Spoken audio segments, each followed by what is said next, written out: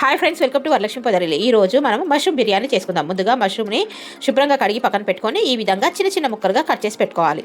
మీ ఇష్టం, ఒకటైనా చేసుకోండి, దీంట్లో రెండైనా చేసుకోండి. పెద్దగా ఉంటే రెండు, చిన్నగా ఉంటే ఒకటిగా చేసుకోండి.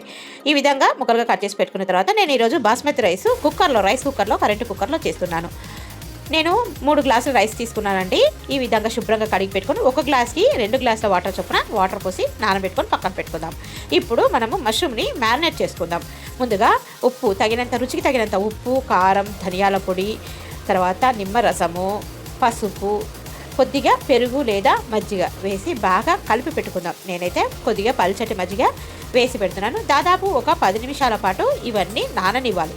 చాలా అద్భుతంగా ఉంటుంది. తప్పకుండా చేసుకొని తిని కామెంట్ బాక్స్లో ఎలా ఉందో నాకు కామెంట్ చేయండి, ఓకేనా? ఇప్పుడు ఇవన్నీ కలిపి పక్కన పెట్టేసుకుందాం కదా. 10 నిమిషాలు అయిపోయిందేమో చూద్దాం.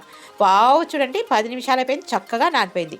ఇప్పుడు ఈ బియ్యాన్ని నేను రైస్ కుక్కర్లో పెట్టేస్తాను. ముందుగా స్టవ్ మీద ఒక ప్యాన్ పెట్టుకొని అందులో ఆయిల్ పెట్టి వేడి చేసుకున్న తర్వాత హోల్ గరం మసాలా, తర్వాత ఉల్లిపాయలు, పచ్చిమిరపకాయలు, తర్వాత కరివేపాకు, టొమాటోలు ఇవన్నీ వేసి బాగా వేయించుకోవాలి. తర్వాత అల్లం వెల్లుల్లి పేస్టు చక్కగా వేసి ఎర్రగా వేయించుకున్న తర్వాత టొమాటోలు, పుదీనా, కరివేపాకు, కొత్తిమీర ఇవన్నీ వేసుకుందామండి. చక్కగా మగ్గించుకోవాలి. మంచి అరోమా వచ్చేంత వరకు మగ్గించుకోవాలి. మగ్గిన తర్వాత ఉప్పు, కారం, పసుపు ఇవన్నీ వేసుకుందాం.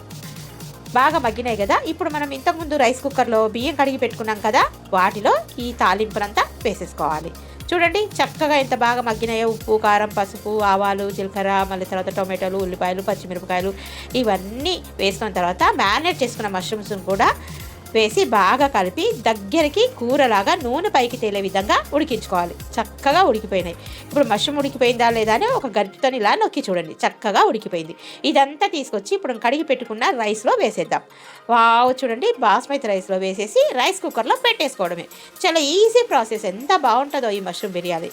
కలిపేసి ఒకసారి రైస్ కుక్కర్లో పెట్టేసుకుందాం. నేను చూడండి ఈ విధంగా కరెంట్ రైస్ కుక్కర్లో పెట్టేశాను.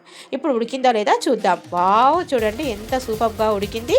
కొద్దిగా ఇంకా ఎసరుంది మనకు. ఈ ఎసరు మొత్తం పూర్తిగా ఇంకిపోయేంత వరకు ఉడకనివ్వాలి. చూడండి అక్కడక్కడ కొద్దిగా ఎసరు కనిపిస్తుంది కదా. మూత పెట్టి 2 నిమిషాలు ఆగనిద్దాం.